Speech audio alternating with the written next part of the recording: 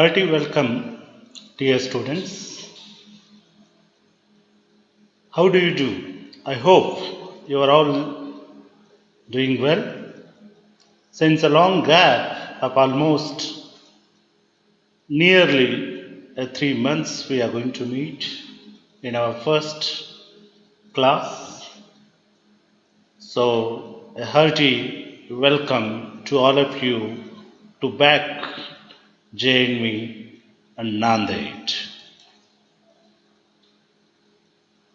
So, today's the class, which is online as well as offline class, is going to be conducted by myself, that is Rakesh D. Nadakarni, PGT English, Jawahar Navodaya Vidyalaya, Shankar Nagar, Nanded. So, dear students, let me begin the today's class, and that too, being in a class 9 students and evolve learning a language. And almost 3 language formula we are having in our own Vidyalaya, and as a part of that, the mother tongue you are already there learning right from your birth, second language, third language. So like that, totally 3 languages we are studying at our Vidyalaya. Dear students, language learning is an active process which begins at a birth and continues throughout the life.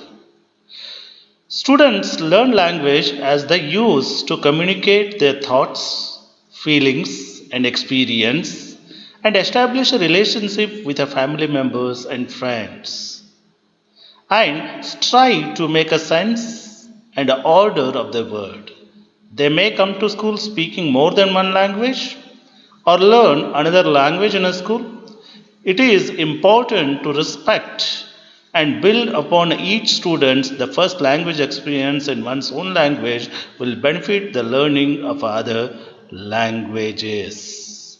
So that's why language plays a very vital role in the life of each and every individual.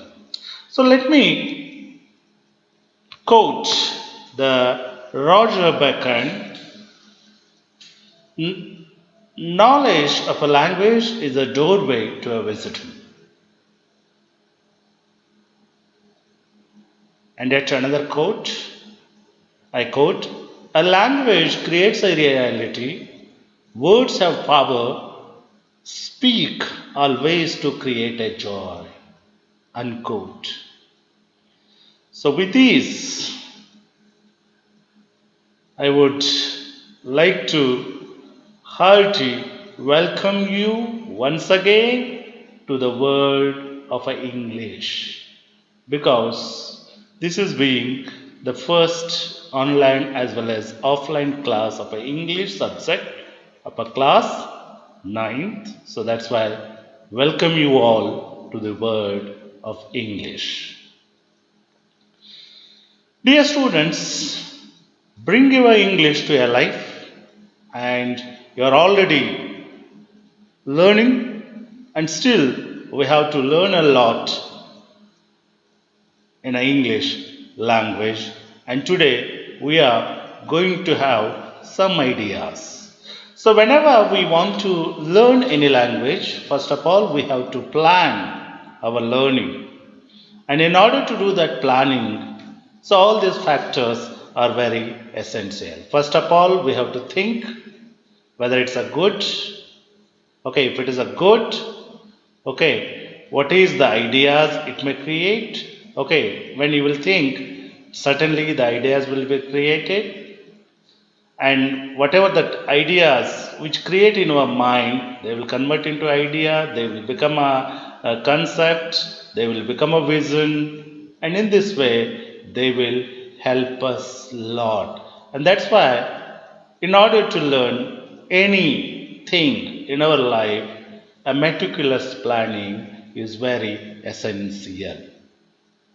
So, CBSE class 9th English syllabus First of all, we will glance and especially the language and literature part that what we are dealing.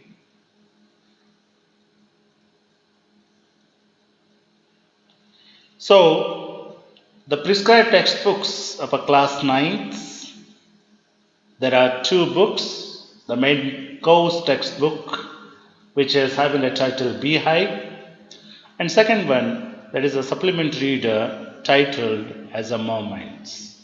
So these are the two prescribed books by the NCRT, and throughout this year we are going to learn these two books, that is Beehive and Moments. You just kindly download these textbooks which are available on a net and go through the content, because these two books consisting wonderful piece of a literature, and all those piece of things are going to help us a lot in our life. So, with this, the introduction of the textbook, or just with the mentioning the title of the textbook, let me go further. And while we are taking up the class of English language is very much essential in our life nowadays. English plays a very vital role, and that's why, first of all, we would like to learn the significance of this language called English. So, mainly, the English is a very important international language because it becomes a global language. So, how do this language has got that kind of a particular status of being an international or a global language? First of all, it is the language which is rapidly growing, and because of this rapid growth, it become the word language. And English is also used throughout the world as a link language.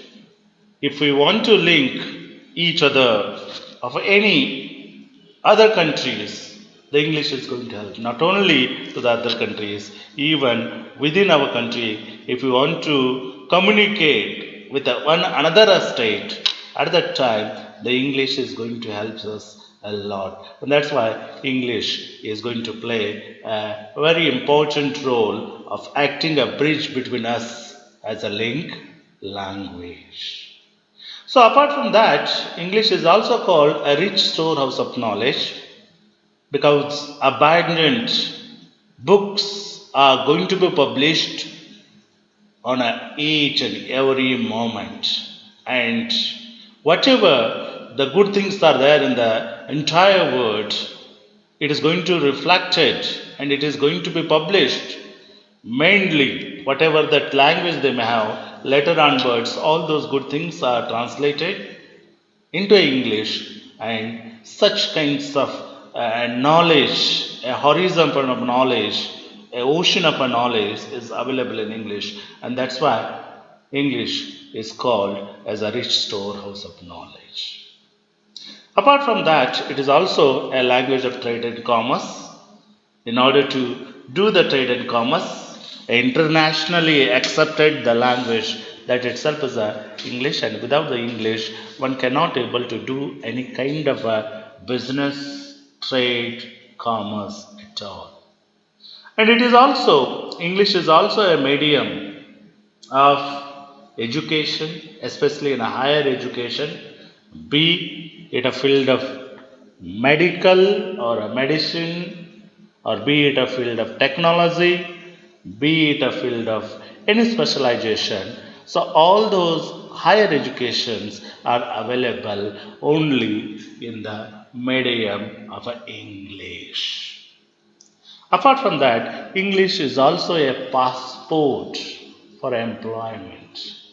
English is also called as a passport because one who is going to be good at English, definitely he may going to get a bright chance compared to the others. And that's why with all these essential qualities and with all these things, the English plays a very vital role. And that's why we should learn this particular language. And this language is also, English is also a language of the internet. In order to use the modern technology, we should be good at English. And dear students, all of you are very much fan of a social networking, and without the knowledge of English, one may not able to enjoy the social networking site also. So that's why, in order to get the knowledge, in order to get the respect, in order to get the more opportunities, English is very, very essential, and that's why these are some of the significance of an English language. And due to all these things, the English is called as a global or an international language. So, after that, let me come towards our today's topic that we are going to take up one particular skill.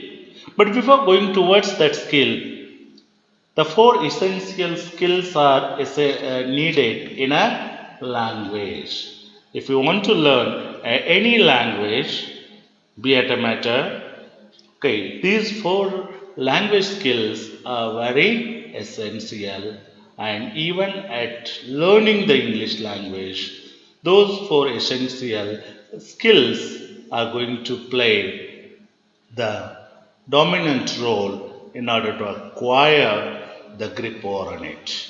And these four skills are called as LSRW skills. That means the first one is listening skill, second one is the speaking skill, third one is a reading skill, and the last one that is a writing skill. So these LSRW skills are very, very essential to learn any language. And one who is good at listening capabilities, he may able to speak well. And one who is going to speak correctly, definitely, if you have a knowledge of that particular language, he can read. And one who is going to read a lot, whatever he may going to read, he may able to produce it in the form of a writing. And that's why all these four skills are very much essential to learn the English language. And that's why today we are going to take up the particular topic, that is the listening skill. And the listening skill is a kind of an art. And this art is very, very essential need for each and every student.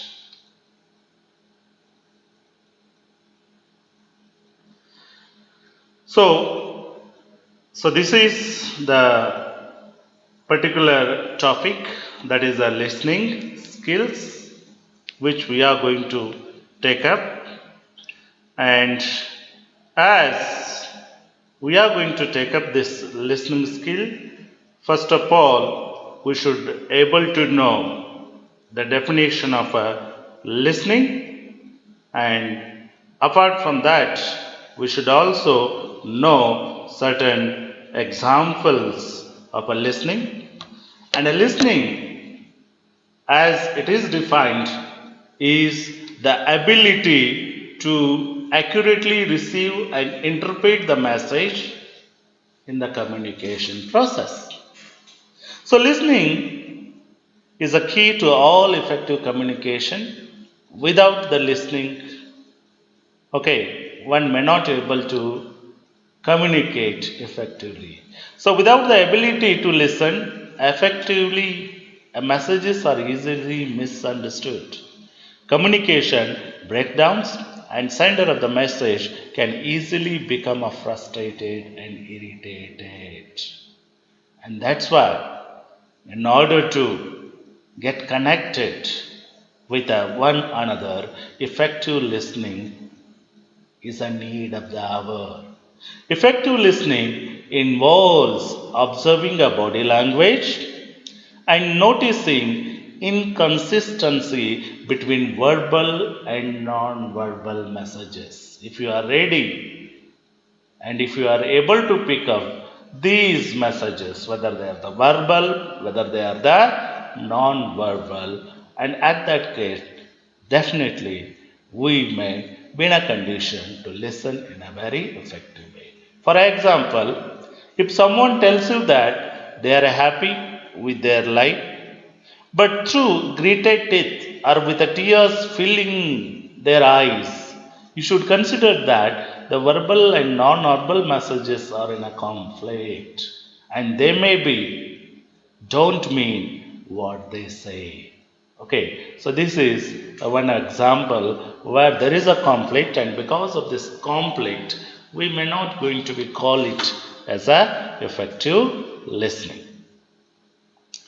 So, dear students, let me tell you these two concepts, that is a hearing and a listening. Hearing and listening, these are the two different things. During the listening skill itself, the first it comes the hearing, and the hearing may takes place accidental. Whereas listening is not accidental, it's a focused one. Hearing is involuntary, whereas listening is a voluntarily. And in order to hear, we need not to do any kind of effort at all because it is effortless. It is effortless.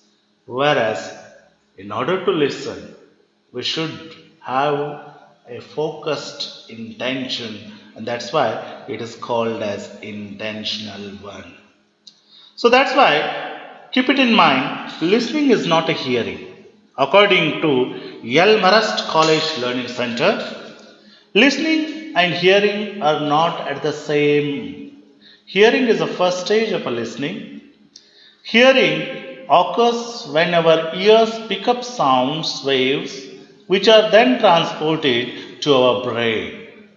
This stage is our sense of hearing. Listening is a communication process, and to be a successful is an active process. In other words, we must be active participant in this communication process. In active listening, meaning and evaluation of a message must take place before the listener can respond to the speaker. Therefore, the listener is actively working while the speaker is talking. How can this happen? It's a very simple. Our thought speed is much faster than our speech speed. But be careful, don't allow the thought speed to race into a daydreaming. Because this habit will defeat our attempt to become an active listener. And this is what makes the things clear to us that listening is not at all hearing. Hearing is a totally different from listening. So this is what the process of a listening. If anything we want to listen, first of all we have to hear it, and soon after when we hear it, the second process or the second level itself is we have to attend whatever we have heard. And after attending that particular message, whether it's a verbal or a non-verbal, we will try our level best to understand in our own way. And when we are fully understood that particular message, then the next we are bound to respond. We are bound to respond. And when we respond back to the person, one who speaks, we will remember in that particular stage, the next stage, after responding, after replying back, whatever we had responded or whatever it is going to take place between the people or between the person, that is going to be remembered. So when we are going to remember, that the same memory is going to help us to recall that whatever had happened between us. And this particular process is called as a active listening. So let me now explain you somewhat in a stages of a listening process, because listening process go through these particular stages. The first one is a hearing, as we have discussed in the cycle itself. The first stage of a listening process itself is that we should be able to hear whatever that the person speaks. The second stage, that is, we should focus on the messages or whatever it may convey by the speaker, whether it's a verbal or a non-verbal, and after getting it, we should comprehend, we should understand, and we should interpret those messages for our own understanding. The next stage, that we are going to analyze it and we have to evaluate those ideas which we infer through the comprehending or through the interpretation. How far they are going to good for us, how far they are going to useful for us. So these things we have to do it at the fourth stage. The fifth stage of a listening process is we are supposed to respond. That means after when this process of evaluating or analyzing will take place, the responding, that means the reply will come automatically. And after that, whatever that had happened, that we have to remember it for a quite long time in order to have that grip over on that particular thing. So these are some levels of listenings which are going to help us, because going through these levels of different listening process we will come to know.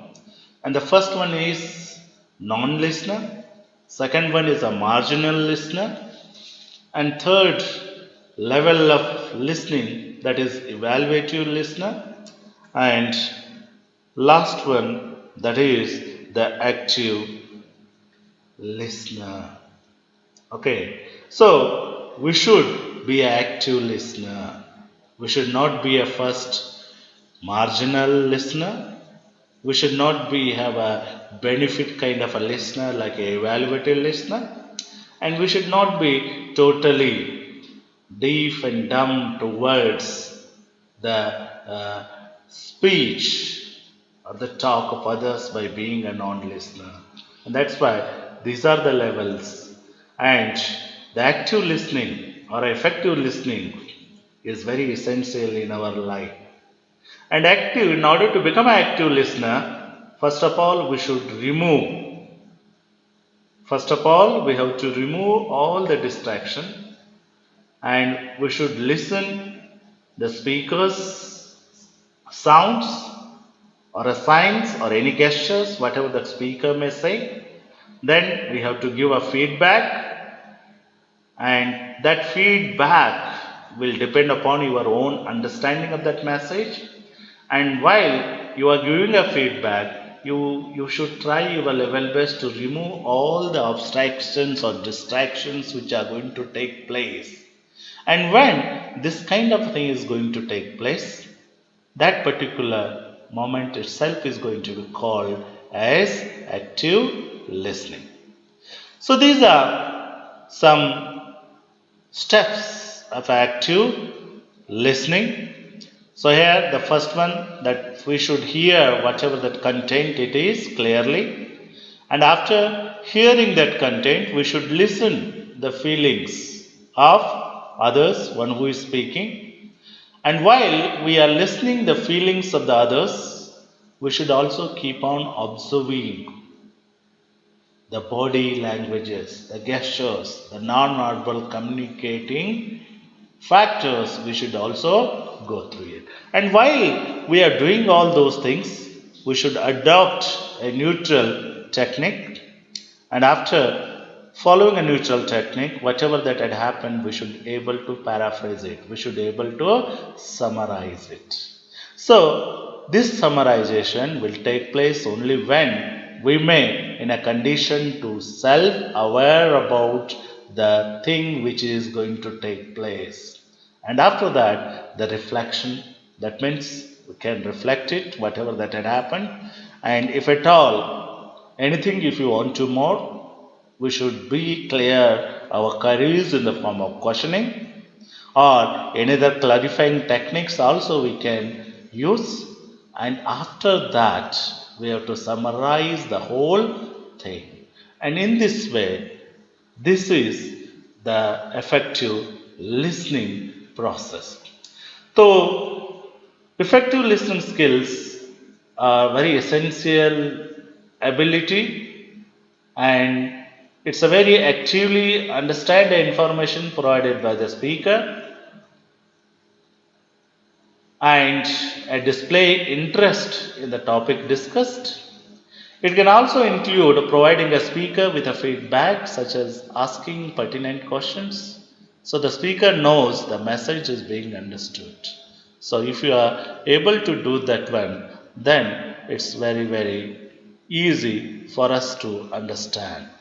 So, in this way, today we are almost come to know that the active listening is the ability to focus completely on a speaker, understand their messages, comprehend the information, and whatever the comprehension or understanding take place, based on that we have to respond thoughtfully. So, while doing all these things, we should not be a passive listener, because sometimes the passive listening, which is the act of hearing a speaker without retaining their message, is a highly valued interpersonal communication skills, and it ensures you are able to engage and later recall a specific details without needing any information repeatedly. So that's why active listeners use a verbal and a non-verbal techniques to show and keep their attention on the speaker, and this not only supports our ability to focus but also helps to ensure the speaker can see that we are focused and engaged, and instead of thinking about and mental rehearsing whatever you might say when the speaker is done, an active listener carefully considers the speaker words and commits the information to the memory. And whenever we need to recall that memory, we can very easily summarize it. So this is what that the listening skill. Dear students, hope so you are all listening it. Okay, and if you are listening properly and trying your best to infer that whatever we have given through this presentation, then it is going to benefit a lot. So with this, we going to conclude the today's discussion, and I ask you to be an active listener. If you become an active listener, we can be a successful in our walks of the life itself. And active listening is very much essential for the students, because being a student, you are all absorber of a knowledge. So while absorbing the knowledge, we should listen actively. And in this way, the listening skill is going to help us a lot. So with this, I conclude. Thank you. Thank you for your patientful listening.